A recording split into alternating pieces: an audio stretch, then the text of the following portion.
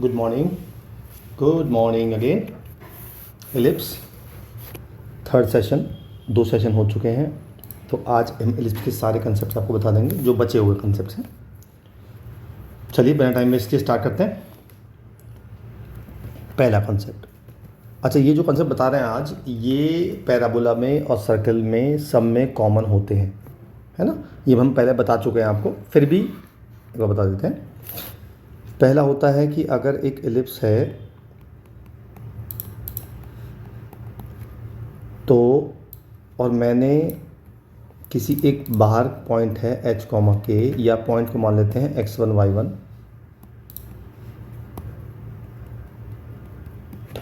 तो जब मैं इससे 2 टेंजेंट बनाऊंगा तो उन दोनों की अगर मुझे कंबाइंड इक्वेशन निकालनी है, यानी कि मुझे OA और OB की कंबाइंड इक्वेशन,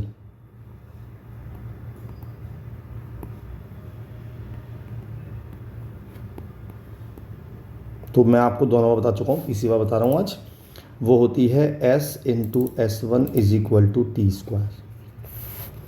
S क्या होता है? S होता है एलिप्स की इक्वेशन को एज इट इज़ कॉपी करना है, -1 इधर ले आना है।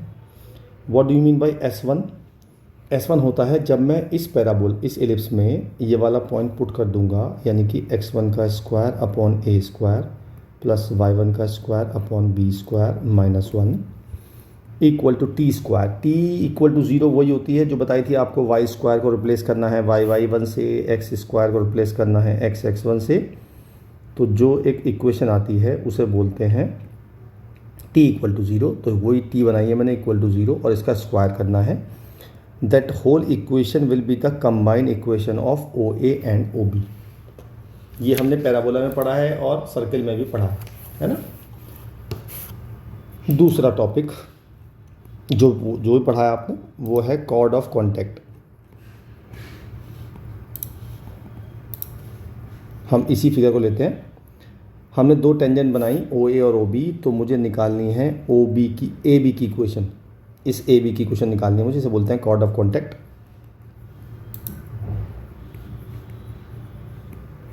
और वो पता क्या होती है? कैसेट? Yes, good guess. ये जो लिखा है ना t equal to 0, this is the equation of chord of contact.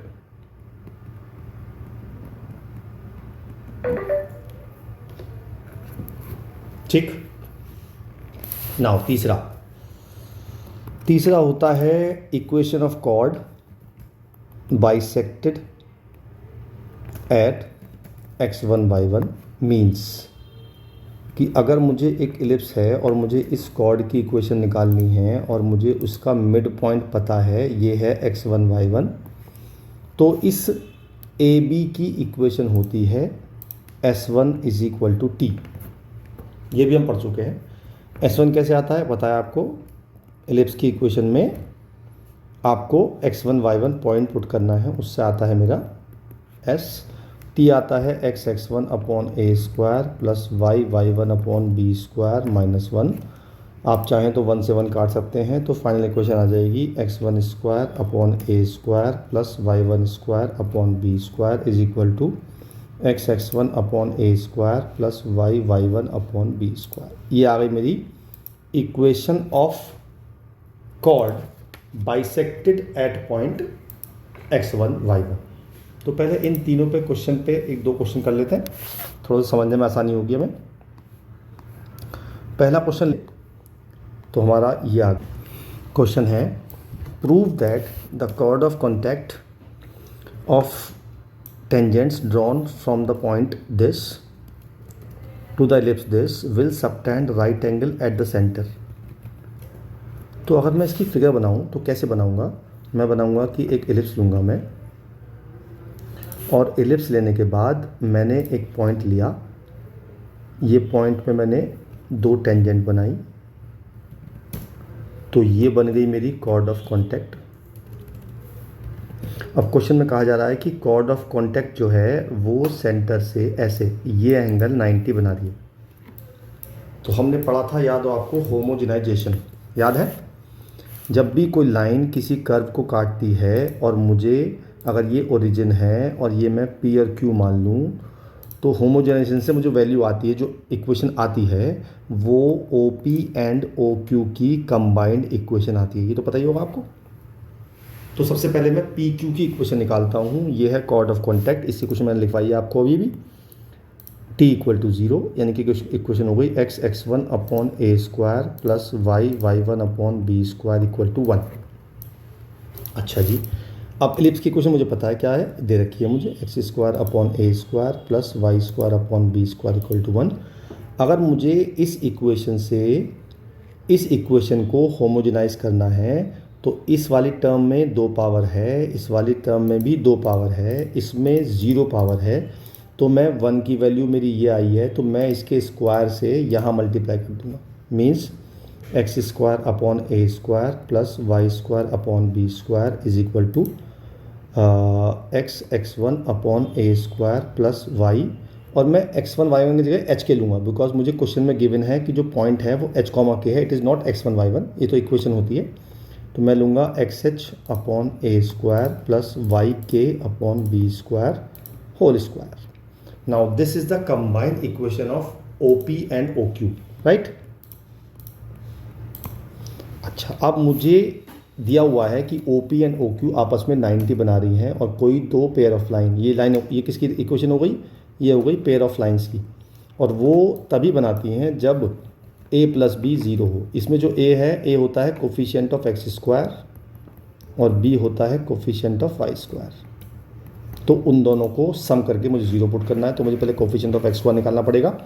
तो उसके लिए मैं इसको तो ऐसे रखता हूँ, इसका स्क्वायर खोल देता हूँ, X square H square upon A की power 4 plus Y square K square upon B की power 4 plus 2x Y H K upon A square B square. मैं इन दोनों टर्म को जब उधर ले आऊँगा तो एक्स स्क्वायर के साथ आएगा एच स्क्वायर अपॉन ए की power 4 minus 1 upon A square plus Y square common लूँगा तो के स्क्वायर बी की power 4 minus 1 upon B square, और बाकी टर्म ये बैठी रहेगी, मुझे इससे मतलब भी नहीं है क्योंकि मुझे तो केवल कोफिशिएंट ऑफ एक्स स्क्वायर और कोफिशिएंट ऑफ वाई स्क्वायर चाहिए। अब मुझे this plus this equal to 0 put करना है, जो मैंने कर दिया। तो ये हो जाएगा एच स्क्वायर अपॉन ए की power 4 minus 1 upon A square plus K square upon B की power 4 minus 1 upon B square equal to 1। बस मेरा आंसर आ गया और मुझे यही प्रूव करना है। और उसने कहा hence find the equation, find the locus of H के। आपको पता है उसने लास्ट में कहा है hence find the locus of H के। तो वैसे तो लोकस यही हो गया because this is a relation between H and के, और इसमें कोई भी वेरिएबल नहीं है। बस आपको लास्ट में ये करना है कि एक्स को मतलब एच को एक्स से रिप्लेस करना है और के को वाई से रिप्लेस करना है और आपका आंसर आ जाएगा। ठीक है, तो ये आ गया मेरा answer, that is called locus of point H comma के। ठीक है जी, चलिए और क्वेश्चन कर लेते हैं। अगला क्वेश्चन लेते हैं। अगला क्वेश्चन लिया मैंने ये वाला, लिखा है prove that the locus of the middle point of the normal chords of the ellipse this is the curve this. दोबारा सुन लेते हैं। Prove that the locus of the middle points, मुझे ऐसे कॉर्ड का मिडिल पॉइंट का locus निकालना है जो उस पर नॉर्मल भी है। मतलब ये हुआ कि अगर ये मैंने एलिप्स खींचा है और ये एक नॉर्मल है, तो इसका जो मिड पॉइंट है ये मान लिया मैंने एच और के, मुझे इसका लोकस निकालना है। ये कॉर्ड है ए बी, और जो ए बी है वो नॉर्मल भी है। ठीक है, तो सबसे पहले क्या करते हैं, हम ए बी की क्वेश्चन निकालते हैं दो तरह से, क्योंकि ए बी नॉर्मल भी है और ए बी का मुझे मिड पॉइंट एच के मैंने मान लिया। तो जब हमें किसी कॉर्ड का मिड पॉइंट पता होता है तो इक्वेशन होती है, बताइए क्या होती है, S1 is equal to T. याद है ना? तो S1 हो जाएगा H square upon A square plus K square upon B square minus 1, T हो जाएगा X H upon A square plus K Y upon B square minus 1, 1 से 1 cut जाएगा। तो ये मेरी इक्वेशन आ गई। अब मैं इस इक्वेशन को इंटरसेप्ट फॉर्म में ले आता हूँ। कैसे ले आता हूँ देखिए ध्यान से। मैंने ये इक्वेशन, ये मेरा लेफ्ट हैंड साइड ले ली मैंने और ये ले ली राइट हैंड साइड, ये पूरा कांस्टेंट है बिकॉज एच के मेरे लिए कांस्टेंट है। तो मैं इस पूरी टर्म को इसके नीचे ले आऊँगा, तो बेसिकली ये हो जाएगा H X upon A square, H square upon A square plus K square upon B square plus K Y upon B square, H square upon A square plus K square upon B square equal to 1। ये क्यों कर रहा हूँ मैं, ये आपको अभी पता चल जाएगा 2 मिनट में। तो मैंने इक्वेशन ऑफ ए बी निकाल ली बाय यूजिंग मिड पॉइंट।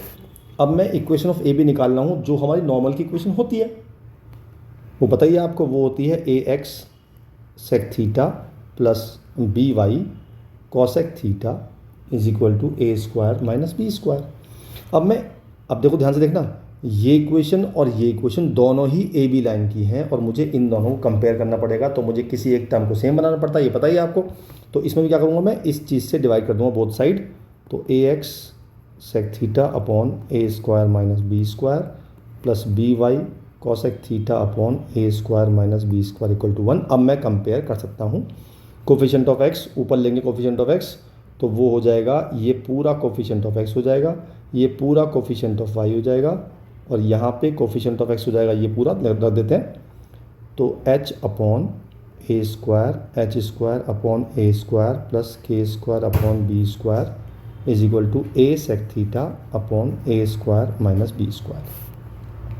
सेक को लिख देंगे 1 अपॉन कॉस, तो इससे मैं कॉस थीटा की वैल्यू निकाल लूँगा। तो कॉस थीटा की जो वैल्यू आएगी वो आएगी ए स्क्वायर अपॉन एच, ऊपर आएगा H square upon A square plus K square upon B square और नीचे आ जाएगा ए स्क्वायर माइनस बी स्क्वायर। ये आ गई मेरी कॉस थीटा की वैल्यू। इसी तरह वाई का कोफिशिएंट कंपेयर करेंगे, तो K upon B square H square upon A square plus K square upon B square is equal to B cosec theta upon A square minus B square. इससे निकालूंगा मैं sine theta की value, तो इससे sine theta की value आ जाएगी same ही तरह से आएगी बी स्क्वायर और यहाँ शायद बी क्यूब होगा क्योंकि, और ए क्यूब होगा, मैंने एक स्क्वायर लगा दिया ए क्यूब, तो यहाँ हो जाएगा B cube H square upon A square plus K square upon B square upon K A square minus B square. ये मेरे आ गई साइन थीटा, ये मेरा आ गया कॉस थीटा। मुझे पता है sine square theta plus cos square theta कितना होता है 1, ठीक है। तो मैंने 1 दूंगा, दोनों का स्क्वायर कर दूंगा। तो जब दोनों का स्क्वायर करूंगा तो इसका स्क्वायर चलो कर देते हैं, ए की पावर 6 अपॉन एच स्क्वायर और ये आ जाएगा H square upon A square plus K square upon B square का whole square upon A square minus B square का होल स्क्वायर प्लस बी की power 6 H square upon A square plus K square upon B square का whole square upon K square ए square minus B square का whole square equal to 1।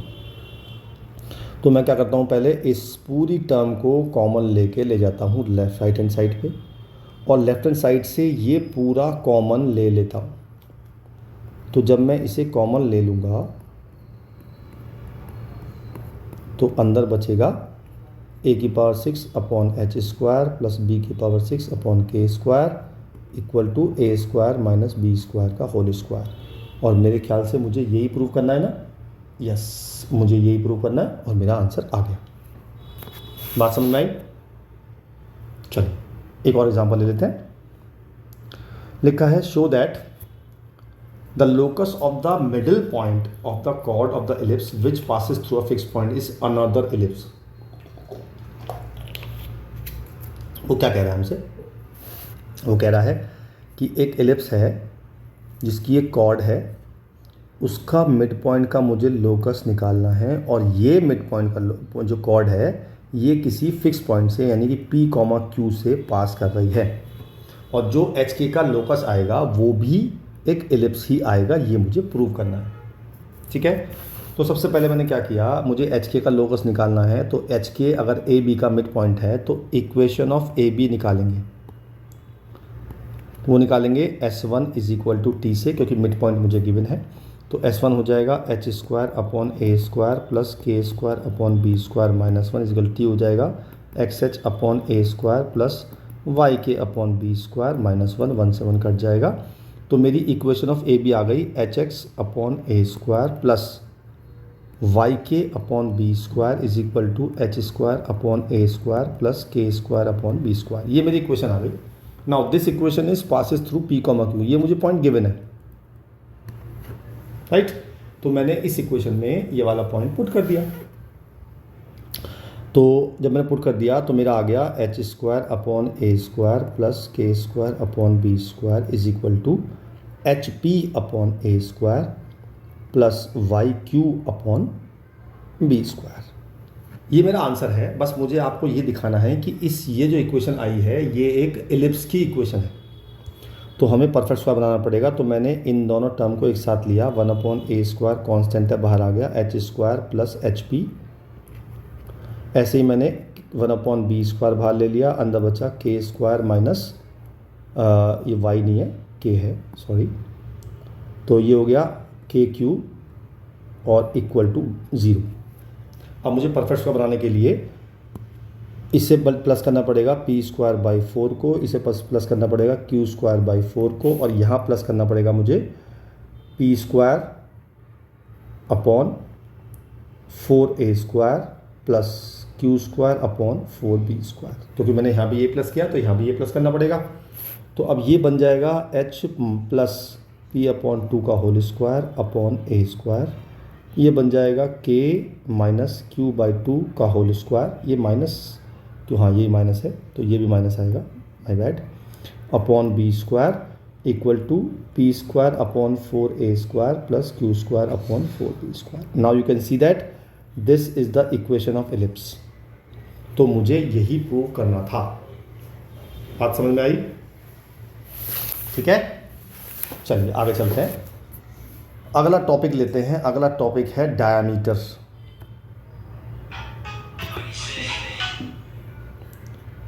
तो diameter क्या होता है?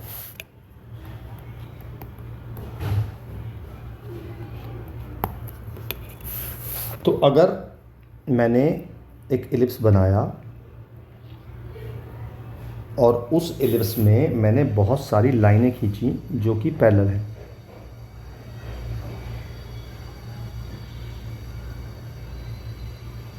खींच दी। ये सारी लाइनें जो हैं वो y is equal to M X plus C हैं, सारी m सेम होगा। इस लाइन के जो मिड पॉइंट्स होंगे, तो मान लीजिए इस लाइन के मिड पॉइंट्स होंगे ये मिड पॉइंट्स हैं। तो जब मैं इन मिड पॉइंट्स को मिलाऊंगा तो बनेगा डायामीटर, इसे बोलते हैं डायामीटर। ठीक है जी। तो अगर मुझे डायामीटर की क्वेश्चन निकालनी है और मुझे इन पैरेलल लाइन का स्लोप पता है, यानी कि इन सारी लाइनों का स्लोप मुझे पता है और मुझे डायामीटर की क्वेश्चन निकालनी है, तो इक्वेशन होती है y इक्वल टू माइनस के B square x upon A square M. ये होती है इक्वेशन ऑफ डायामीटर। ठीक है, अच्छा जी आगे चलते हैं। एक शब्द होता है कॉन्जुगेट डायामीटर।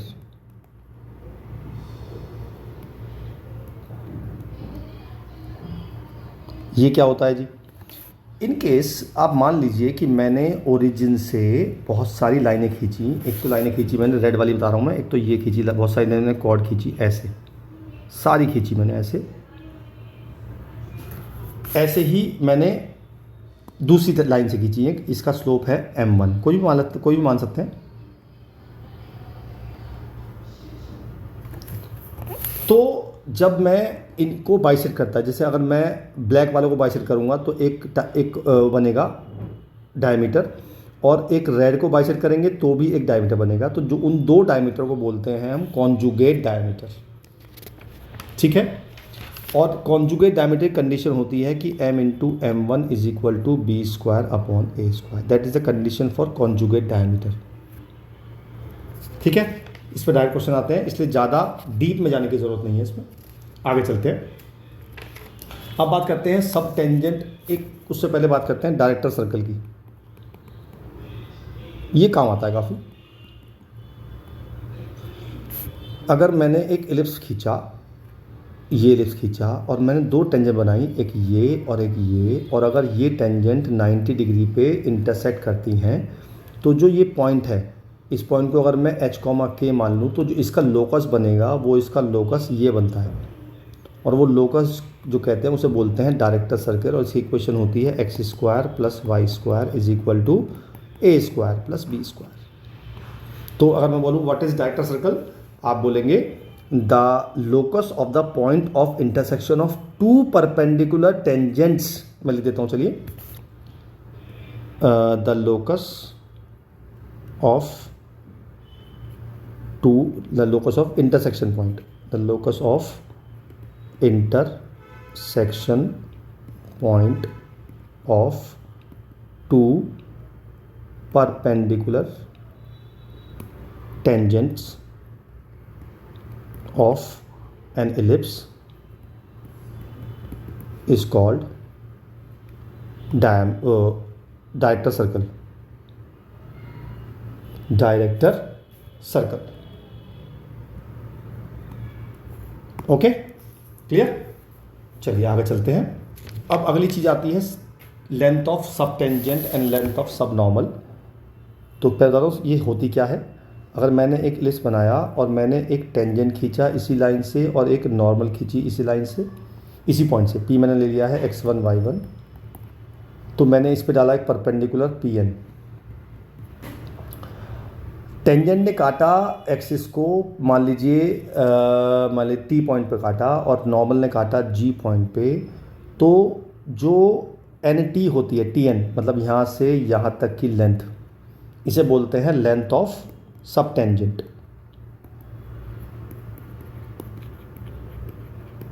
और इसकी सीधी इक्वेशन होती है, मतलब सीधा फॉर्मूला होता है एक्स ए स्क्वायर अपॉन x1 का स्क्वायर माइनस x1। इससे आती है लेंथ ऑफ टेंजेंट, सब टेंजेंट। और ये जो जी एन होती है, जी एन यहाँ से यहाँ तक, इसे बोलते हैं length of sub normal, G N, length of sub normal.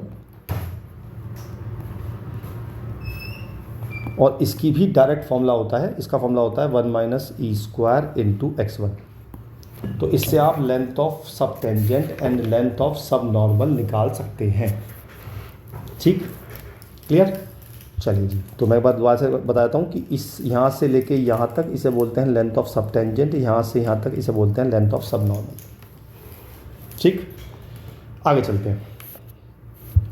कुछ एक प्रॉपर्टी बताता हूँ मैं आपको, और ये काम आती है कभी प्रॉपर्टी। ये प्रॉपर्टी ये है कि अगर मैंने किसी भी फोकस, मान लो मैंने यहाँ से फोकस, एक फोकस ये है, एक फोकस ये है, अगर मैं इस फोकस से एक रे ऑफ लाइट को डालूँगा इलिप्स पे और कॉनकेव साइड में डालूँगा, क्योंकि ये होती है कॉनकेव साइड और ये होती है कॉन्वेक्स साइड, तो मैं इस तरफ नहीं डाल रहा हूँ, मैं इस तरफ डाल रहा हूँ। तो जब वो रिफ्लेक्ट होगी तो वो सेकंड वाले फोकस से पास होगी। क्लियर? बात समझ आती है? ये प्रॉपर्टी आपको डायरेक्ट याद करनी है कि जब भी हमने वो डालेंगे परपेंडिकुलर, मतलब कोई भी रे ऑफ लाइट डालेंगे, मान लो पी पॉइंट पर डाला, तो अगर मैंने टेंजेंट बना दी पी से, तो ये हमारा एस डैश से पास करेगा। अगर मैंने एस से कोई रे ऑफ लाइट खींची है, डाली है कॉनकेव साइड में, तो हमारा वो सेकंड उससे पास होगा, और जो पी एन होगी that will be the normal, और ये हमारी टेंजेंट होगी, और वो ये एंगल इसके इक्वल होगा। ये तो आपको पता ही है, इसे कहते हैं एंगल ऑफ रिफ्लेक्शन। ठीक है, ओके? अच्छा जी, एक और प्रॉपर्टी बताता हूँ आपको। एक और प्रॉपर्टी ये होती है कि अगर मैंने, ये एक एलिप्स है और मैंने यहाँ बनाई टेंजेंट और इस पे बनाई नॉर्मल, नॉर्मल ने जी पे काटा, ये पी पॉइंट है, मान लेते हैं x1 y1, ये मेरा एक फोकस, ये मेरा एस डैश दूसरा फोकस। तो अगर मैं एस जी, यानी कि ये डिस्टेंस यहाँ से यहाँ तक की distance S G is equal to E into S P होता है। ठीक है, एस पी हुआ ये वाला डिस्टेंस, यानी कि ये जो एस पी होगा, ये डिस्टेंस अपॉन दिस डिस्टेंस भी इक्वल टू ई होता है। ये जो बता रहा हूँ मैं आपको, ये ऐसे चीज़ें हैं, कभी कभी बहुत बड़े बड़े क्वेश्चन हम करते हैं और ये एक लाइन में सॉल्व हो जाते हैं। ठीक है, अच्छा, तीसरा और आखिरी, मैंने लिया टिल्टेड इलिप्स। आपको याद है बताया था मैंने कि अगर मेरा एलिप्स इसके पैरेलल है तो इक्वेशन निकाल लेंगे हम, वो तो ये हो जाएगी, अगर ये h कॉमा के है तो ये हो जाएगा x माइनस एच का whole square upon A square plus Y minus K का whole square upon B square equal to 1। लेकिन अगर हमारा इक्लिप्स ऐसे है टेढ़ा, टिल्टेड एलिप्स, तब फॉर्मूला नहीं होता हमारे पास कोई, तब फॉर्मूला वही होता है जो मैंने बताया था कि S P upon S M is equal to E, वो तो होता ही है। लेकिन इसकी जो फॉर्म होती है इक्वेशन की, इसकी फॉर्म होती है, अगर मैं इस इक्वेशन की लाइन को मान लूँ a1x plus b1y plus c1 equal to 0, इसको मान लूँ a2x plus b2y plus c2 equal to 0, तो इस एलिप्स की जो फॉर्म बनेगी वो कुछ इस तरह से बनती है a1x plus b1y plus c1 upon under root a1 square plus b1 square का whole square upon a square plus a2x plus b2y plus c2 upon under root a2 square plus b2 square का whole square upon b square equal to 1। तो ये हमारी ellipse की form बन जाती है जिसमें टिल्टेड एलिप्स होता है ये, और मेरी एक एक्सिस काम करती है ए लाइन और एक एक्सिस काम करती है ये वाली लाइन। ये होती है मेरी मेजर एक्सिस वाली लाइन और ये होती है मेरी माइनर एक्सिस वाली लाइन। ठीक है, तो इस पे बेसिक क्वेश्चन कर लेते हैं, थोड़ा सा क्लियर होगा। Determine the equation of major axis and minor of the ellipse this, find the centre length of latus rectum and eccentricity. चलिए जी, तो सबसे पहले क्या किया मैंने, मेरे पास इक्वेशन है 4x माइनस 2y प्लस 1 का होल स्क्वायर और ये है 9, 2x प्लस वाई प्लस 2 का whole square is equal to 25। तो मैंने यहाँ पे under root A square plus B square यानी कि अंडर रूट 5 से मल्टीप्लाई और यहाँ पे इंटू 5 करूँगा क्योंकि स्क्वायर है। यहाँ भी अंडर रूट 5 से मल्टीप्लाई और 5 से मल्टीप्लाई यहाँ करूँगा। अब मैं लिखा मैंने 20x minus 2y plus 1 upon root 5 का whole square plus 45 2x plus Y plus 2 upon root 5 का whole square is equal to 25। ये मेरी आ गई इक्वेशन। ठीक है जी, अब मैं इस 25 को डिवाइड कर दूंगा जिससे कि फॉर्म बन जाए वो वाली।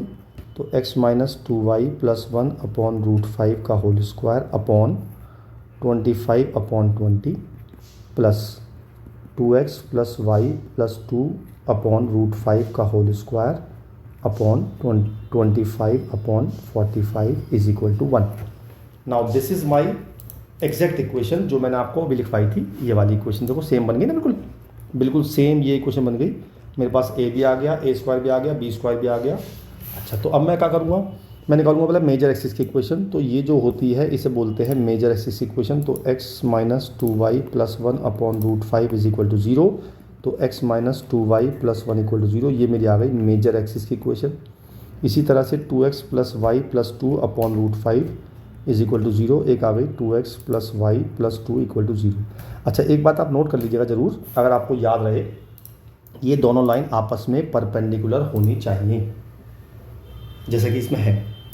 तो अगर मुझे क्या क्या निकालना है, पहले मैं निकालता हूँ सेंटर। तो सेंटर क्या होता है, मेजर एक्सिस और माइनर एक्सिस का इंटरसेक्शन पॉइंट निकालेंगे तो सेंटर आ जाएगा। तो मैंने इन दोनों से x और y की वैल्यू निकालनी है।